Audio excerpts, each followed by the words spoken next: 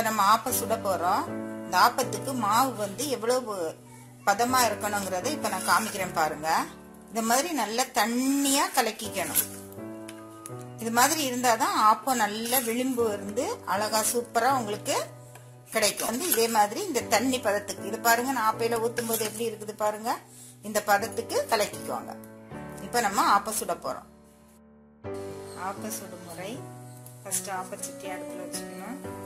ஆப்பச்சட்டி சூடானோன்னு மாவு ரெடியா இருக்குது.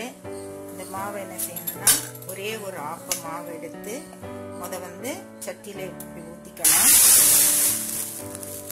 ஊத்தின பிறகு சட்டியை கையில எடுத்து அதை அழகா இப்படி ரவுண்டா சுத்தணும். அந்த சுத்துறதுல தான் இருக்குது ஆப்பம் நம்மளுக்கு அழகா வருது. அப்படியே சுத்தினோன்னா அப்படியே ஆப்ப சட்டி அடுப்புல வச்சுட்டு மூடி வச்சிடணும்.